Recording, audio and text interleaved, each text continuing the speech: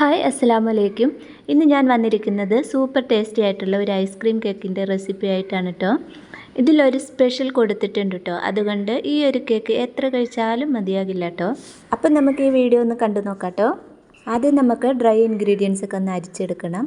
1 cup മൈദയാണ് കേട്ടോ ഞാൻ ഇട്ട് കൊടുക്കുന്നത്. 1 ടീസ്പൂൺ ബേക്കിംഗ് പൗഡറും 1 ടേബിൾ സ്പൂൺ മിൽക്ക് പൗഡറും 1 ടീസ്പൂൺ കൊക്കോ പൗഡറും കൂടി ഇട്ടിട്ട് നല്ലതുപോലെ ഒന്ന് അരിച്ചെടുക്കാം. ഇത് നമ്മൾ 2-3 പ്രാവശ്യമായിട്ട് അരിക്കുകയാണെങ്കിൽ നല്ല സോഫ്റ്റ് ആയിട്ട് വരും. ഇതിൽ ഒരു നുള്ളു ഉപ്പ് കൂടി ചേർത്ത് കൊടുത്തിട്ടുണ്ട്. ഇത് ഒരു സൈഡിലേക്ക് മാറ്റി വെച്ചിട്ട് വേറൊരു ബൗളിലേക്ക് മുട്ട പൊട്ടിച്ച് വയ്ക്കുക. 3 മുട്ടയാണ് ഇട്ട് കൊടുത്തിരിക്കുന്നത്. അതിലേക്ക് 1 ടീസ്പൂൺ വാനില എസൻസ് കൂടി ചേർത്തിട്ട് നന്നായിട്ടൊന്ന് ബീറ്റ് ചെയ്തെടുക്കാം. ആദ്യം തന്നെ മുട്ടയും വാനില എസൻസും ബീറ്റ് ചെയ്യുകയാണെങ്കിൽ മുട്ടേൻ്റെ ആ സ്മെല്ലൊക്കെ ഉണ്ടല്ലോ അതൊന്ന് പോയി കിട്ടും. പിന്നെ ഇതിലേക്ക് പഞ്ചസാര ചേർത്ത് കൊടുക്കാം. 1 കപ്പിൻ്റെ മെഷറിംഗ് കപ്പിലാണ് പഞ്ചസാര എടുത്തിട്ടുള്ളത്. എന്നിട്ട് അത് 3 ബാച്ചായിട്ട് ഇട്ട് കൊടുക്കാം. ഇങ്ങനെ കണ്ടിന്യൂസ് ആയിട്ട് ബീറ്റ് ചെയ്യാൻ വേണം. ഇങ്ങനെ ഇടയ്ക്കിടയ്ക്കായിട്ട് പഞ്ചസാര ചേർത്തിട്ട് ബീറ്റ് ചെയ്ത് കൊടുക്കുകയാണെങ്കിലുണ്ടല്ലോ നല്ല പോലെ ഇത് പൊങ്ങിക്കിട്ടും. ഈ സമയം നമുക്ക് ഓയിൽ ചേർത്ത് കൊടുക്കാം. 2 ടേബിൾ സ്പൂൺ ഓയിലാണ് കേട്ടോ ചേർത്തിട്ടുള്ളത്. 2 ടേബിൾ സ്പൂൺ പാലും കൂടി ചേർത്ത് കൊടുത്തിട്ടുണ്ട്. ഇതിലേക്ക് ഞാൻ ടൊമാറ്റോ കളർ ആഡ് ചെയ്തിട്ടുണ്ട്. ഇതും കൂടി ചേർത്തിട്ട് ജസ്റ്റ് ഒന്ന് ബീറ്റ് ചെയ്തെടുത്താൽ മതി. അധികം നേരം ബീറ്റ് ചെയ്യേണ്ട ആവശ്യമില്ല. ഇനി നമുക്ക് ഡ്രൈ ഇൻഗ്രീഡിയൻസ് ഇട്ട് കൊടുക്കാം. ഇത് ഞാൻ ഒന്നുകൂടി ഒന്ന് അരിച്ചിട്ട് കൊടുക്കുന്നുണ്ട് കേട്ടോ. ഇതുകൂടി ഇട്ട് കൊടുത്തിട്ട് നമുക്കിതൊന്ന് മെല്ലെ ഫോൾഡ് ചെയ്തെടുക്കാം. നമ്മുടെ കേക്കിൻ്റെ അവസാനത്തെ സ്റ്റെപ്പായിട്ടുള്ള ബേക്കിംഗ് സോഡയും വിനീഗറും കൂടി ചേർത്ത് കൊടുക്കാം. ഒരു 1/4 ടീസ്പൂൺ ബേക്കിംഗ് സോഡയും 1/2 ടീസ്പൂൺ വിനീഗറും കൂടി ചേർത്തിട്ട് അതൊന്ന് പതഞ്ഞ് വരുന്ന സമയത്ത് നന്നായിട്ട് ഇളക്കി കൊടുത്തിട്ട് നമ്മുടെ കേക്കിൻ്റെ ബാറ്ററിലേക്ക് ഒഴിച്ചു കൊടുക്കാം. ഇതും കൂടി ചേർത്തിട്ട് ഒന്ന് നന്നായിട്ടൊന്ന് മിക്സ് ചെയ്തെടുത്താൽ കേക്കിൻ്റെ ബാറ്റർ റെഡിയായി. അപ്പോൾ ഈ ഒരു കേക്ക് ടിന്നിലാണ് ഞാൻ കേക്ക് ബേക്ക് ചെയ്യുന്നത്. അപ്പോൾ ഈ ബാറ്റർ ഒഴിച്ച് കൊടുത്തിട്ട് ഇതിലെ എയർ ബബിൾസൊക്കെ ഒന്ന് പോകാനായിട്ട് ഒന്ന് ടാപ്പ് ചെയ്ത് കൊടുക്കാം. അപ്പോൾ ഇത് ഓവനിൽ 150 ഡിഗ്രി സെൽഷ്യസിൽ 35 മിനിറ്റ് കൊണ്ടാണ് കേട്ടോ ബേക്ക് ആയത് കിട്ടിയിട്ടുള്ളത്. കേക്ക് നല്ലതുപോലെ സോഫ്റ്റായിട്ട് കിട്ടിയിട്ടുണ്ട്.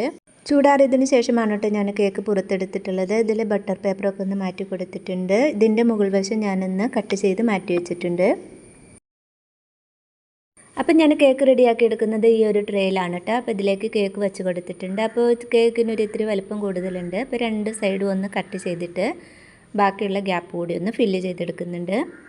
അപ്പം ഞാൻ നേരത്തെ പറഞ്ഞതുപോലെ ഇതൊരു സ്പെഷ്യൽ കേക്കാണ് കേട്ടോ. ഇതിൽ കുറച്ച് ഇൻഗ്രീഡിയൻസ് ഒക്കെ ഞാൻ ആഡ് ചെയ്തിട്ടുണ്ട്. നമ്മൾ ഐസ്ക്രീമൊക്കെ കോരി കഴിക്കില്ല, അതുപോലെയാണ് കേട്ടോ ഈ കേക്ക് കഴിക്കേണ്ടത്. നല്ല സ്പഞ്ചി ആയിട്ടുള്ള കേക്കാണ് കേട്ടോ നമുക്ക് വേണ്ടത്. അതിന് വേണ്ടിയിട്ട് ഇതിലേക്ക് പാലും മിൽക്ക് മെയ്ഡും കൂടി മിക്സ് ചെയ്തിട്ട് അത് മുഴുവനായിട്ട് തന്നെ ഇട്ട് കൊടുക്കുന്നുണ്ട് കേട്ടോ. 1 കപ്പ് ഞാൻ എടുത്തിട്ടുണ്ട്. അപ്പോൾ എല്ലായിടത്തും നല്ലതുപോലെ ഒഴിച്ചു കൊടുക്കണം കേട്ടോ. കേക്ക് നന്നായിട്ട് കുതിർന്ന് കിട്ടണം.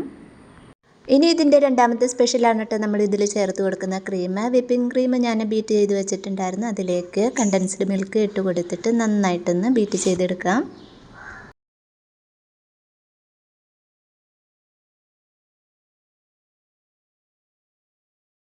ഇത് നല്ലതുപോലെ ഒന്ന് ബീറ്റ് ചെയ്തതിന് ശേഷം ഫ്രിഡ്ജിൽ വെച്ച് തണുപ്പിച്ചെടുക്കണം കേട്ടോ. അത് കഴിഞ്ഞിട്ട് വേണം ഇത് കേക്കിലേക്ക് ആഡ് ചെയ്യാനായിട്ട്.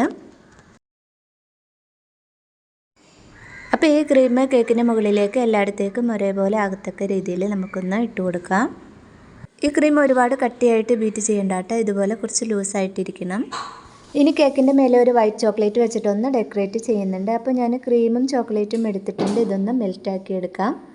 ഇത് മെൽറ്റാക്കി ചൂടാറിയതിന് ശേഷം നമുക്ക് കേക്കിൻ്റെ മുകളിലേക്ക് ഒഴിച്ചു കൊടുക്കാം. ചോക്ലേറ്റും ക്രീമും ഞാൻ ഒരേ അളവിലാണ് എടുത്തിട്ടുള്ളത്. എല്ലായിടത്തേക്കും ഒരേ ലെവലിൽ തന്നെ ഒഴിച്ചു കൊടുക്കാം കേട്ടോ. കുറച്ചധികം ബാക്കി ഉണ്ടായിരുന്നു, അതും ഇതിൻ്റെ മുകളിലേക്ക് ഇട്ട് കൊടുത്തിട്ടുണ്ട്. കുറച്ച് വൈറ്റ് ചോക്ലേറ്റ് ബാക്കി ഉണ്ടായിരുന്നു കേട്ടോ. അതിലേക്ക് ബട്ടർ ചേർത്തിട്ട് ഒന്ന് മെൽറ്റാക്കിയിട്ട് ഞാൻ ഇതിൻ്റെ മുകളിലേക്ക് ഇട്ട് കൊടുക്കുന്നുണ്ട്. അപ്പോൾ ചെറിയൊരു ഡിസൈൻ പോലെ കിട്ടാനായിട്ടാണ്. ഇത് ഫ്രിഡ്ജിൽ വെച്ചിട്ട് നല്ലതുപോലെ ഒന്ന് തണുപ്പിച്ചെടുക്കണം. അതിനുശേഷം ഇതിൻ്റെ മുകളിൽ ചെറിയൊരു ഡെക്കറേഷൻ കൂടി ബാക്കിയുണ്ട് കേട്ടോ. ഇതിൻ്റെ മുകളിൽ നേരത്തെ കട്ട് ചെയ്ത് വെച്ചിട്ടുള്ള കേക്കിൻ്റെ ബാക്കി പീസ് ഉണ്ടല്ലോ അതൊന്ന് മിക്സിയുടെ ജാറിലിട്ട് പൊടിച്ചെടുത്തതിന് ശേഷം ഇതിൻ്റെ മുകളിൽ ഒരു അരിപ്പയിലൂടെ ഇട്ട് കൊടുക്കുന്നുണ്ട്. ഒരു 3-4 മണിക്കൂറെങ്കിലും ഫ്രിഡ്ജിൽ വെക്കണം കേട്ടോ. നല്ലതുപോലെ തണുത്തതിന് ശേഷമാണ് ഇത് കഴിക്കാനായിട്ട്. നമ്മൾ ഐസ്ക്രീമൊക്കെ കഴിക്കുന്ന അതേ ടേസ്റ്റാണ് കേട്ടോ ഇതിന്. അപ്പോൾ ഈ വീഡിയോ എല്ലാവരും സ്കിപ്പ് ചെയ്യാതെ കാണണം കേട്ടോ. വിപ്പിംഗ് ക്രീമിന് ഒരു സ്പെഷ്യൽ ഫ്ലേവർ ഉള്ളത് കൊണ്ട് എല്ലാവർക്കും ഇഷ്ടമാവും.